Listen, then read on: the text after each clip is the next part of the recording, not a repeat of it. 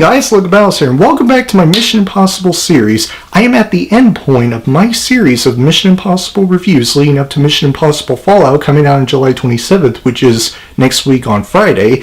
I already covered Mission Impossible 1, 2, and 3, and Ghost Protocol as well. So, my last review in my series of Mission Impossible reviews is for Mission Impossible Rogue Nation, directed by Christopher McQuarrie, I believe that's how you say his last name, starring Tom Cruise, Simon Pegg, Ving Rhames, Jeremy Renner, and some new additions to the cast, like Rebecca Ferguson and Alec Baldwin. This is the 5th installment of the Mission Impossible franchise, and it's about Ethan Hunt and his team of IMF being disavowed after their first ever encounter with an evil anti-IMF organization called the Syndicate, and Ethan Hunt has to go undercover to find out what the Syndicate is and who is responsible for using it to lay waste on any of the world's most populated cities. And while he's on a hunt for the Syndicate, as well as the main villain of the film, he also encountered a woman played by Rebecca Ferguson, who is a spy slash assassin slash a person that is very mysterious and very complex and doesn't explain much of her information unless Ethan Hunt wants to know. And that's what this movie is about, basically. Ghost Protocol really brought the franchise back to its roots. Third one, to a certain extent, did, but Ghost Protocol definitely made the series great again.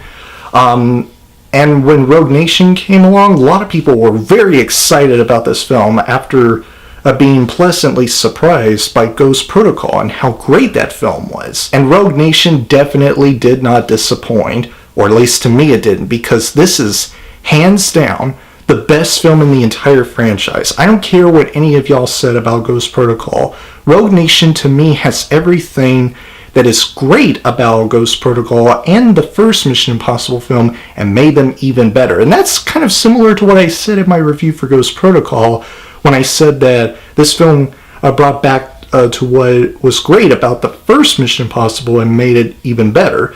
And that's pretty much the same way I feel about Rogue Nation. First of all, Ethan Hunt, played by Tom Cruise, fantastic as usual. And I think back when this film was released, this was when Tom Cruise was either, 52 or 53 years old? I might have got his age wrong when they were doing this film, but even at his, age, in his early 50s, he still didn't seem like he would be in his 50s. He seemed more like a late 30s or early 40s age old actor.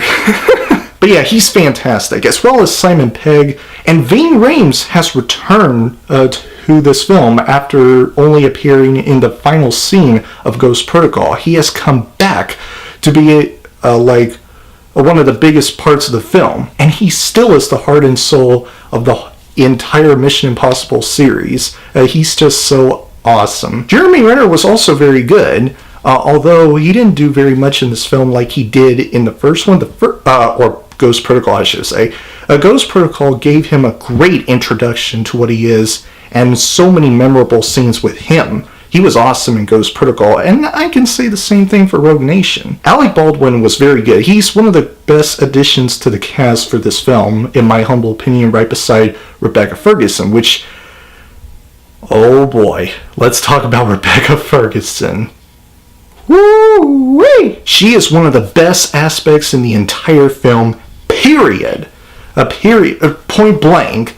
Her character, Isla, I think that's her character's name, perfectly embodies the sexiness and the badassery. That's who she is. She is sexy and badass in this film, and I love her in this film. I love Rebecca Ferguson. She was amazing. Now, in my Ghost Protocol review, I talked about two issues that I have with Ghost Protocol. The first one was the main villain, and the other one was the editing, which sometimes got a little bit choppy, especially with a lot of plenty of really quick shots that kind of gave me a bit of a headache. Those two things have heavily improved in this film. The main villain in Rogue Nation is very good. He might not be as great as Philip Seymour Hoffman in Mission Impossible 3, but he still is a very good villain, and I like him. He's very compelling, he's very menacing, and he's more interesting, and very complex, I will say. And the editing also has improved. I mean, there was one scene where it shows many quick shots, but I didn't have a problem with that because, for those of you that don't know, Simon Pegg, Ethan Hunt, or Tom Cruise, and Rebecca Ferguson are trying to come up with a plan to enter this water tank of some sorts to, do something with the identity to let Simon Pegg in and get some things, which I won't reveal too much. And that scene also has included the one shot where Ethan Hunt has jumped into this water hole. That was an intense scene. In fact, the action in this film is one of the best parts of the entire film. Yet another one of the best parts in the entire film.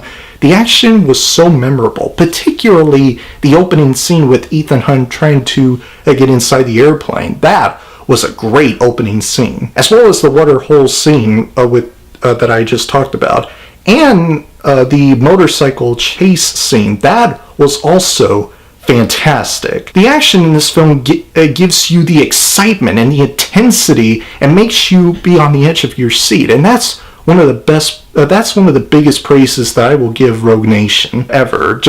I just couldn't believe how incredible the action was in this film. It was that fantastic. This film surprised me in every single possible way.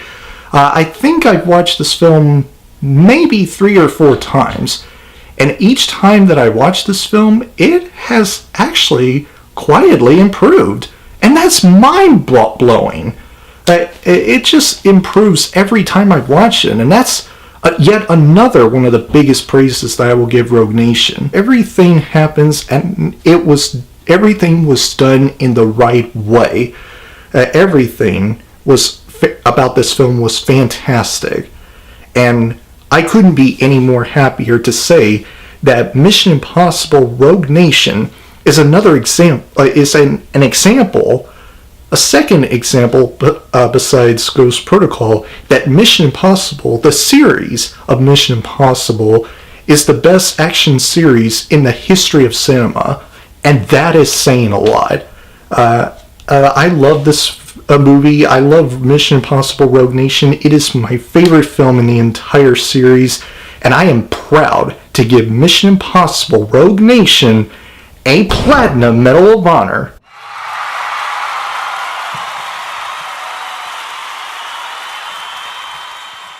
So anyway, guys, that is my review for Mission Impossible Rogue Nation. My series of Mission Impossible reviews is finally over. Mission Impossible Fallout comes out next week on Friday, and I am so excited to go see that film, Mission Impossible Fallout. It's going to be fantastic, and I hope it is as good as Rogue Nation, if not better.